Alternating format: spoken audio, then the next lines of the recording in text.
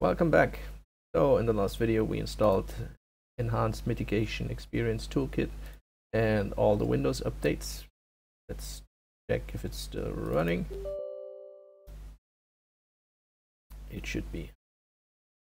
Yes, and everything is active, like data execution prevention, structured exception handler override protection, address space layer randomization. So you don't need to know what all of this means, but this tool prevents all the major ways that people hack your system. So data execution prevention is preventing random data downloaded from the internet from being executed as a program. Structured exception handler override protection. So if you have a structured exception, something went wrong in your application, that could be caused by a virus or by a hacker to exploit this behavior by taking control of other memory regions, other programs, and override those handlers that point to certain things. And this one is protecting this. Address space layer randomization. So you got memory addresses, and by randomizing this memory space, you prevent hackers from using like nope slides or determining where stuff in your memory is saved at. So we're making it a lot harder for them to find stuff in our memory. Certificate trust. Obviously you should only trust Microsoft or like VeriSign certificates and not every certificate. Block untrusted fonts. Recently there had been hacks that used fonts that were generated in a way to exploit your system. So all these are now turned on and will protect your system. Remember, in the beginning this was turned off. This was on opt-in, which is like if the application wants to do that, it can do that. No, now it has to do all those things, and all those things are enabled and will prevent the most obvious ways your system can get compromised. What's new in Defender? Protection updates. And it can now better analyze new threats, deal with blah blah blah. So this is probably submitting stuff to Microsoft. I don't want to do that. In the offline update thing, we also downloaded the new Defender definitions. So as you can see, this is the current date, and the virus definition files are up to date. So that way we could actually turn on our internet connection now and connect to the internet, have all the current viruses be detected, those that are known. I know that the Defender and other antivirus solutions are not even seeing 50% of everything that's passed around on the internet. So I think the Enhanced Mitigation Experience Toolkit helps more with antivirus than this thing here. Okay, talking about the internet, let's check our network adapters. No, change adapter settings. So this is our network adapter. It's not connected at the moment, and as you can see, by default all the protocols are activated. You don't need those, so we deactivate them. Simple as that. If you use like Microsoft shares on your NetShare, then leave this activated. Also, if you use quality of service packet scheduler, you can leave this activated, and all the other things, if you need them, you can activate them. But most of the things, just use IPv4 to connect to your router, who's then probably translating it into IPv6 through a Teredo tunnel and going to the internet. So no need to expose your computer to the internet using IPv6 or all the other protocols that are just not needed and could be exploited in any way. Okay, that's that. Now, what I like to do is I like to move my taskbar to a vertical position. That way I can get more vertical space to read documents. Letters and websites, they're all vertically oriented, so this way you can see more of the letter, more of the website. Done and done. Next. So even if you don't use the Internet Explorer, you need to adjust it, because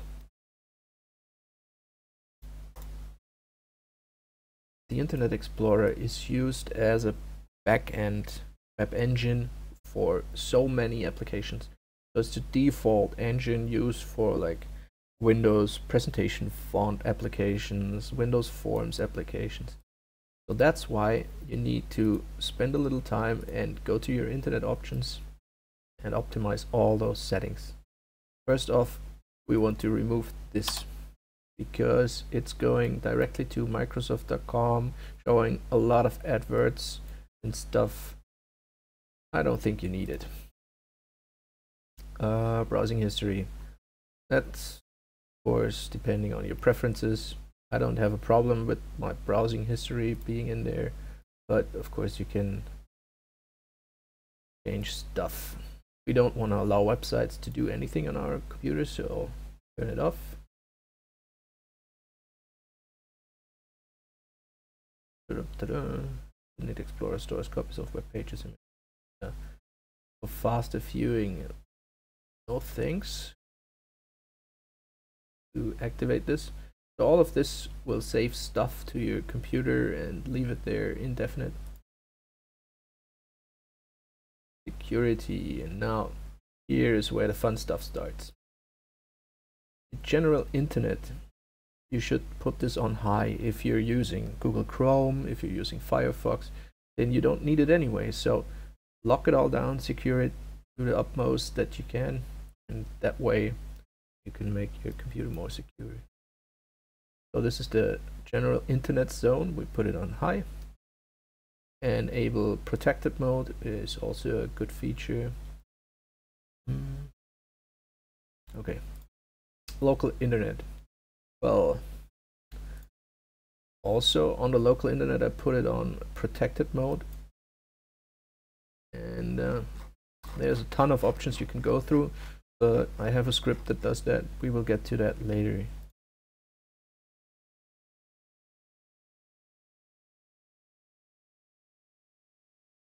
Okay.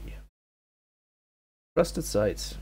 Now, the trusted sites are in here. You can add websites like Microsoft.com, which is usually a good idea. And that way you can add sites to your trusted sites. So if something is not working and it's using the Internet Explorer or the Internet Explorer backend, then you can add your site and make an exclusion specifically for this website, which should be all right. Restricted sites, of course, they're going to be high, and of course the list is going to be empty. Privacy, there you can add certain sites to be more private.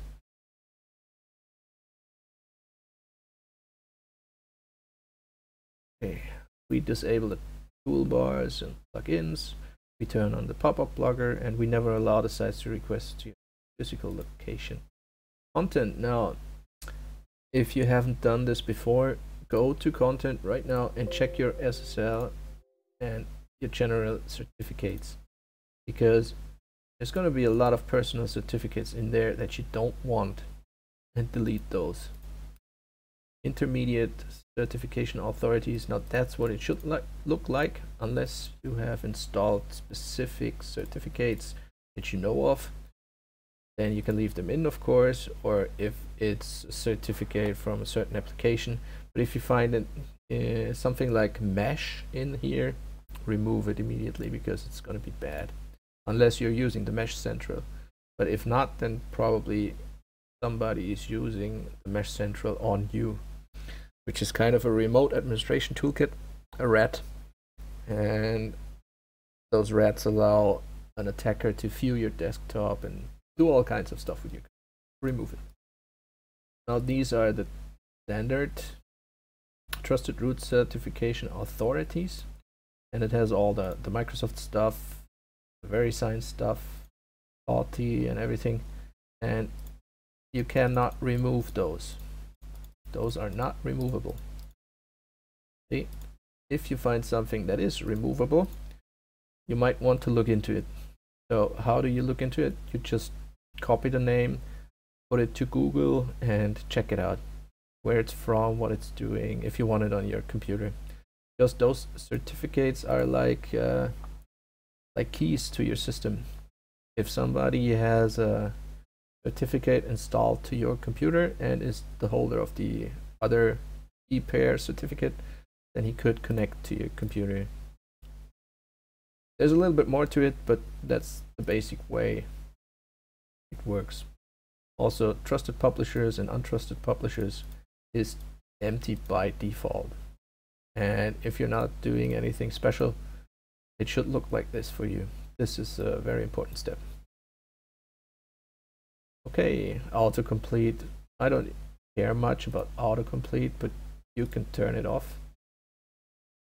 So it doesn't store anything about your browsing habits or passwords, usernames on PC.